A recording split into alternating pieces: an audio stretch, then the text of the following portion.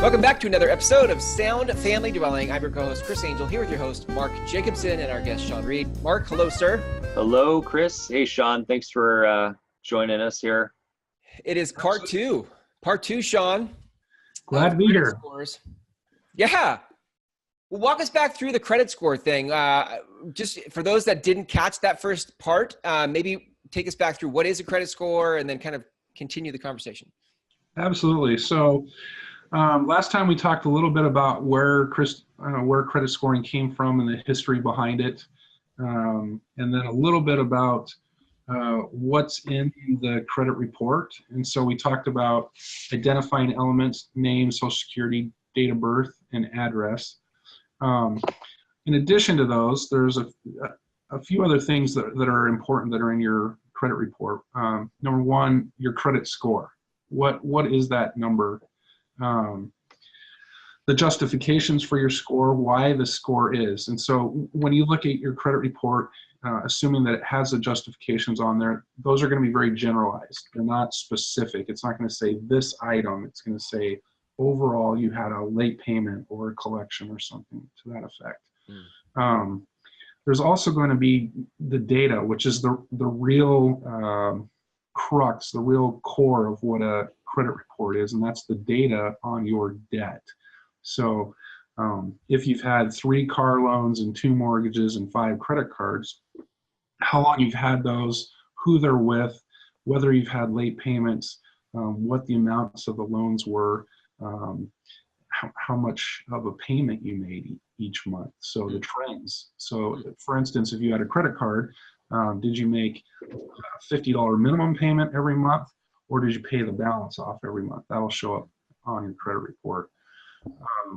Also negative debt, such as bankruptcies and other items like that. Although just recently, just in the last few months, liens and judgments have been removed. So those used to show on a credit report, they no longer do, which is good news for a lot of people that had bad credit, because those would negatively affect your score.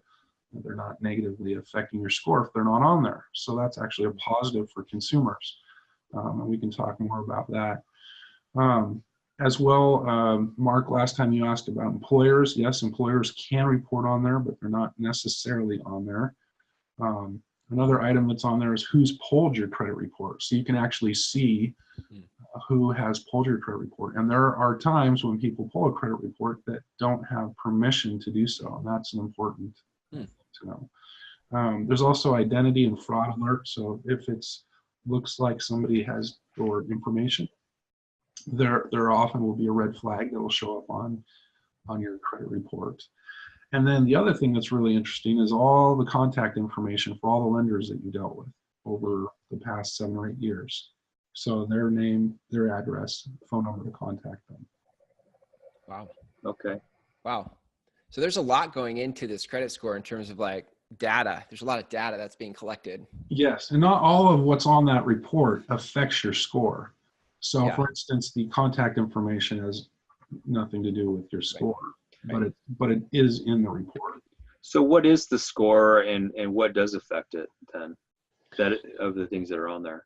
So sure. So the score is in and of itself is an arbitrary number on a scale. So if you think of when you went to elementary school, right? You had A, B, C, grades, F, right? So it's the same kind of thing exactly as that.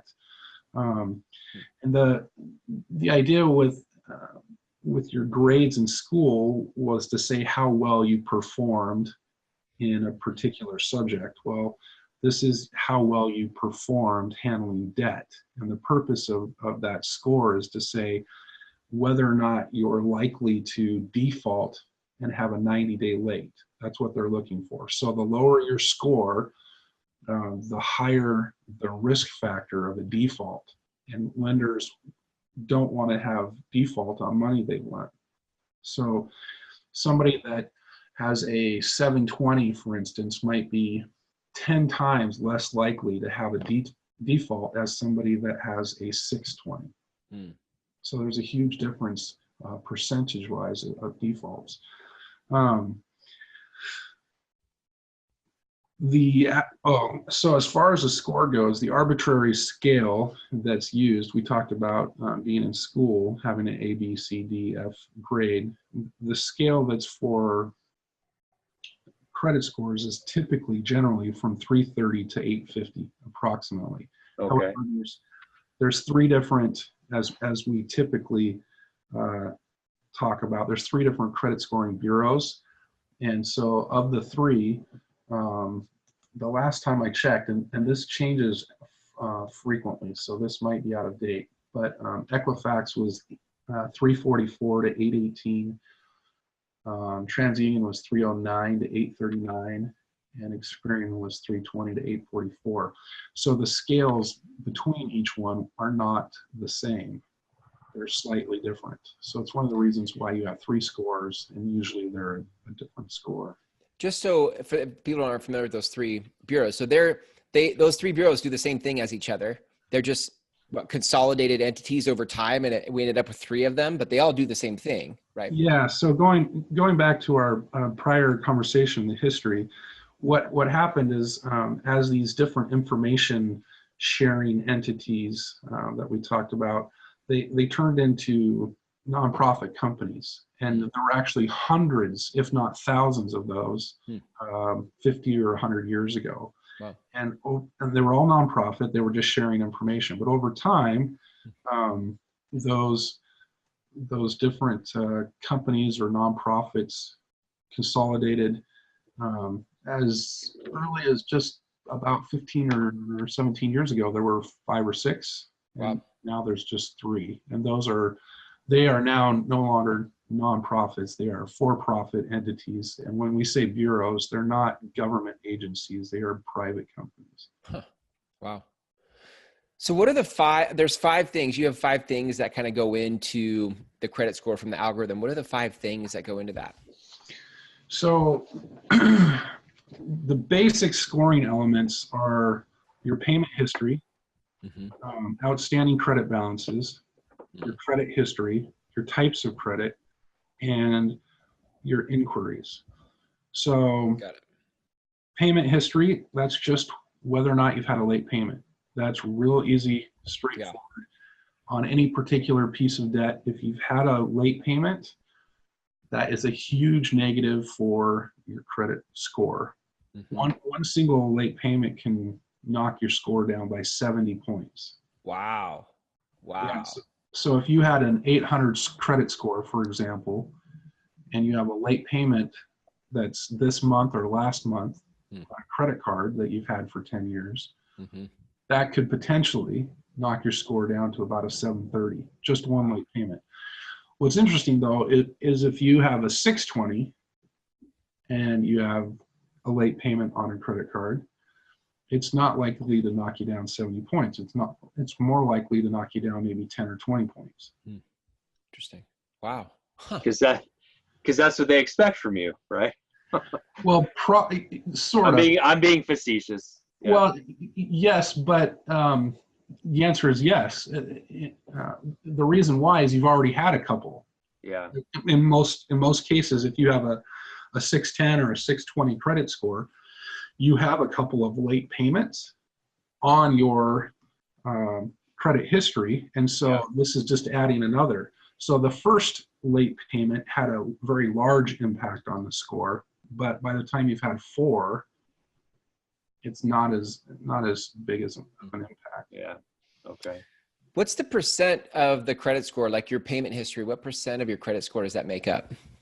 35%. It's the single largest impacting piece of data on your credit report and your score. So huge. If you were looking at your points,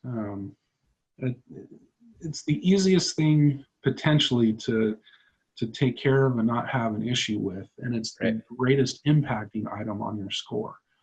So if there's any secret that can come out of these conversations, really it's just make your payments on time. Yeah. You may not have perfect credit, you may not have an 800 credit score, but you're not going to have a 600 credit score if you have no late payments. You just don't have a late, and you'll be great. Got it. Walk me through the second one. The second one was Outstanding credit balances. yeah. So what this is referring to is the percentage of debt that is being used on credit cards. So if you have a credit line with Chase Bank, your credit card, or Capital One, you've got those Vikings or whatever that are chasing you around. You've got a $10,000 line. How much of that line is being used? So if you're using $5,000, then you're at 50%. Got it. The impact is in the percentage used. So the higher the percentage used, the lower your score is going to be. Got it. What do banks like to see, like in terms of an ideal percentage? So as far as the credit score algorithm goes, you want to be down around 20%. So in that same scenario, if you've got a $10,000 line, you want to be under $2,000. Got it. Okay. Now with that, they're going to look both at the individual card that you have, and they're going to look at your overall debt structure. So they'll if you have 5 credit cards, they'll look at all 5 and the percentage there, and then they'll look at the individual cards each separately, and so both affect. So there's people that have tried to manipulate their score where they may have $20,000 in debt, and they'll try to debt load, right, by putting 2,000 to 4,000 on 5 different cards. So that sure. percentage, and so that would make a difference for the individual cards. But like I said, they're going to look at the overall as well. And so, got it. Right, it's a balancing factor. You're not going to cheat the percentages, so to speak. Got it. Huh. Interesting. And that's what about that's 30% of your score. Okay. So and it wasn't that long ago that the percentage that you could use without having a negative impact on your credit score was 30%. So in that example of $10,000, if you were using 3,000, you were okay. But that's recently, for most of the credit scoring, has dropped to about 20%. So they've dropped it lower. Got it. Okay. And between the two of those, so between payment history and outstanding credit, that's 65% of your score. So you do the two of those things, and you're good. Right. No issues. Got it. What's the third one? Credit history. So this is the length of time that that you've had a relationship. Now, in the first conversation that we had, I said that the underwriters don't work off relationships. You had that question for me, Chris. Right. This is the numeric algorithmic factor for relationships, and that's the credit history. So if you've had an account for a year, it's not the same thing as having an account for 20 years. Got it. Right. So if you've had an account for 20 years, that's going to be much more impressive, right, than an account for a year. I get that. Yeah. And that equates to a certain percent then of the score. 15% of your score. Okay. So much less than the prior two. Still an impact. Right. One of the things that you don't want to do, that some people make a mistake on, is they get an offer in the mail. Let's say they have that Capital One Viking card, and it's at 29% because they send it to everybody. And so you handle that card well for a year or two, and so Citibank sends you a card for 10 grand at half the interest rate, and you say, hey, I'm going to do that. I'm going to do a balance transfer. I'm going to move the money that I owe over on that, and I'm going to shut down that Capital One card. Well, the problem that happens is you had that Capital One card for 3 or 4 years, so you have some history there, and you've moved that debt, and all of a sudden, if you close that, you lose that history. Now you have debt on a brand new card, and so that's a quick way to lower your credit score. So don't do that. I've always heard don't close your accounts, leave them open. In general, that's a safe way to go, but not necessarily right. One of the interesting things about credit is everybody's credit is as unique as your thumbprint. even husbands and wives, because they don't necessarily have all the same credit lines. They're not necessarily, even if they did or do, they didn't necessarily join them all at the same time. There's just different factors. Right. And so as a general rule, yes, don't close them, but somebody that really knows what they're talking about with credit, you could go in and say, hey, I've got 15 credit cards. Do I really need all of these? And can I close some of them? And the answer would be yes. You really only need about 3 to 5 for good credit. Yeah. But you wouldn't want to go just arbitrarily closing some. You'd want somebody to look at them and say, I would close these 3 or 5 or whatever. There's some distinctions between them. And that's a little bit more subtle and nuanced than what we'll get into this conversation. Got it. Okay. Take me through the last two. So, because I want to make sure we have time to get into the myths, because I know the myths are kind of what keep people from not buying. So, sure. Types of credit. So, some people have a couple of car loans, and that's all they have. It's very common for college students just to have maybe a college student loan, or other people just to have credit cards and not have any other type of debt. And really what the scoring model is looking for is variety, right? How you handle debt in different situations. And so the number 4 is the type of debts. And to really get into the higher score, typically what they want to see is a mortgage debt, car debt, credit card, or 3 credit cards, and maybe a student line or personal line of credit. And that way they can see how you handle debt across time. Got it. In multiple different situations. And that's 10% of your score. It's not a big piece, but it is a piece. You handle it right, it does you well. You don't do it right, you lose some points. Got it. The last one is inquiries, and that's simply somebody checking your credit, somebody that could extend to you a loan of some form. That individual checking your credit affects your score, and it affects it negatively. The reason behind that is because the algorithm doesn't know what you're going to do. It's an unknown. And so it's hitting your score for the unknown. What's ironic is I have a number. It's very common when people that have credit issues come to me, they worry about the inquiry. And they're very worried about me checking their credit because it might damage their score. But they're not as concerned about the 50 late payments that they have or the 10 maxed out credit cards. And so it's kind of like worrying about smoking a cigarette in the middle of a forest fire. It's just not an issue. And so it can be an issue. It can affect your score, but it's the least, and it's probably the fastest to impact. Got it. One of the things that when I'm coaching people out there on the home buying process and trying to get them to understand how it works and everything, and one of my big things is that if you're just thinking about buying a house in the next 2 years, to go talk to a mortgage broker now. Don't wait. Go talk to one now. See what you qualify for now, and so you can prepare for when you truly do want to buy. And that does entail having your credit pulled, and they frequently get that concern.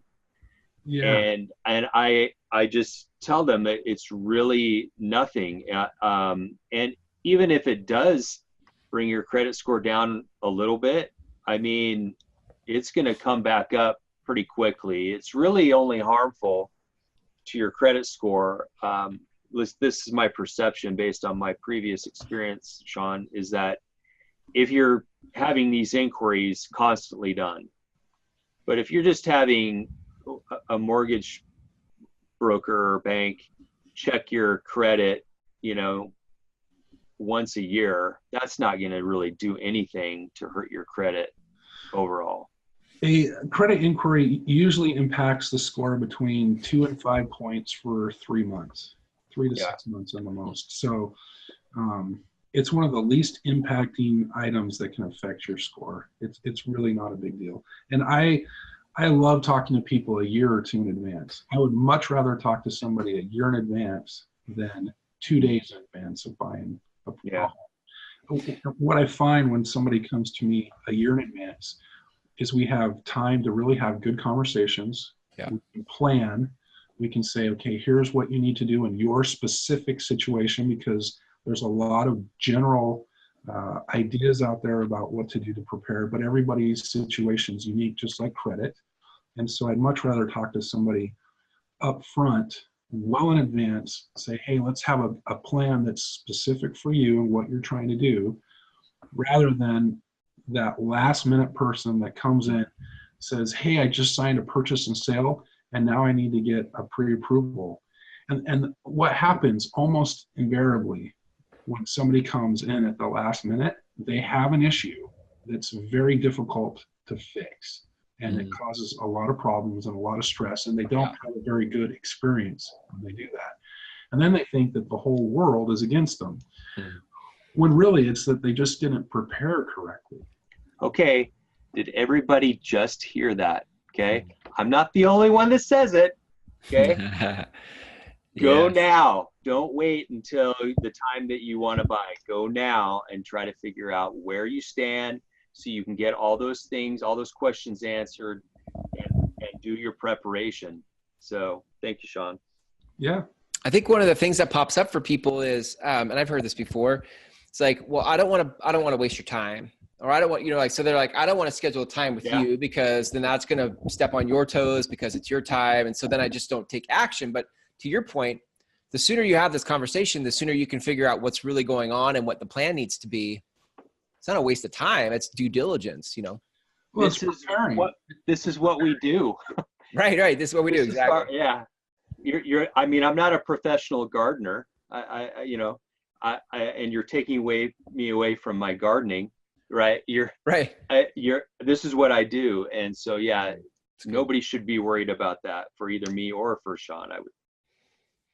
Yeah, absolutely not. In fact, you'll save time. You will most definitely save your time and my time, so to speak, meeting in advance, because you'll understand what you need to do to be ready, so that when you do come in and meet, it's smooth. It's so much less stressful. And that's, it's okay if you have bad credit. I would much rather meet with somebody a year in advance that has bad credit, because I can fix that over the course of a year. Right. I can say, here are the things that you need to change specifically in your situation. I'll give you an example. So I recently had some people come to me, and they didn't have the best of credit. And they said, well, we have the ability to pay off some debts to increase our credit score. In their particular situation, it wasn't that they should increase their credit score. That's not what they most needed. Their credit wasn't great, it wasn't terrible, but that's not what they needed. In their particular situation, they needed to save for a down payment. Yeah. And so that's not necessarily the same advice that's going to be for the next client coming in. It's very specific to this person, what they're trying to do, and what their capabilities are and what their issues are. So I think that's what I love about when you work with people who have been in the industry long enough to see the scenarios, and they know how to consult you through who you are versus who other borrowers are and this in the situation. You just get a different quality of advice than if somebody's just new trying to push you into a product that can get the job done. It's different than like what really you need to do. Like it's a big deal. And I think that's one of the big myths. Like, I think we can wrap with this myth. I know you have other myths too, Sean, that people could probably reach out to you for, but I think that's one of the big myths is, I have bad credit, whatever they think that number is in their head, and so I can't buy a home. And so a lot of people just never step into home ownership, or re-enter into home ownership if they've been an owner before, but then got, bankrupt or lost their home in a foreclosure or whatever. But I had a great friend. I have a good friend who came to me, had complained that he couldn't buy a house, and I tried to approach it, and he just brushed me off several times. Well, finally I pinned him down, and I said, why do you think you can't buy a house? He said, because I had a bankruptcy 7 years ago. I said, that has no impact whatsoever. I Wow. could help you buy a house 4 years ago. Wow. And Yeah, so- that's the stuff. Like, that's the thing. Like, everybody has in their head some reason why they can't have what they want. But it seems to me like out of this conversation, the action is to go have a conversation. Like, that's what there is to do, is go talk. Yep, that's exactly it. And then if you can't buy, you'll know why. Right. And you'll know what to do. Well, let me rephrase that. You need to go talk with a professional that has the experience and the understanding in the industry. Not to knock different places or whatever, but if you go into a retail establishment that's a big box store bank, you're not going to meet with somebody that's going to have the time or the experience to explain those things. And probably those institutions don't have the loan product either to be able to fix it. So when Mark said a mortgage broker or mortgage banker, typically those are people that have been in the industry as a career versus a stepping stone to being like a branch manager or something in a retail store. And those individuals are going to have the understanding and the background to be able to do what you were talking about, Chris. Yeah. So on that note, if you want to talk to a professional, you can reach out to me, Mark Jacobson. My email address, soundfamilydwelling@gmail.com or seattlehomes2010@gmail.com. And how can they reach out to you, Sean? Real easy, SeanReidLoans@gmail.com. That's SeanReid loans with an S.com. Awesome. At gmail.com. Gentlemen, great episode. I think this is an important conversation, especially, we're far enough down from like the bottom of the market with 2010, 2011, and, 7 years later, right? Stuff starts dropping off the credit score. And I think there's an opportunity for a lot of people to re-up in their interest in owning a home. So yeah, gentlemen, thanks for bringing this content to the world. It's good. Yeah, it's great. Thanks so much, Sean. Thank you, Chris. See you guys next time. Here. Yeah. All right. Bye.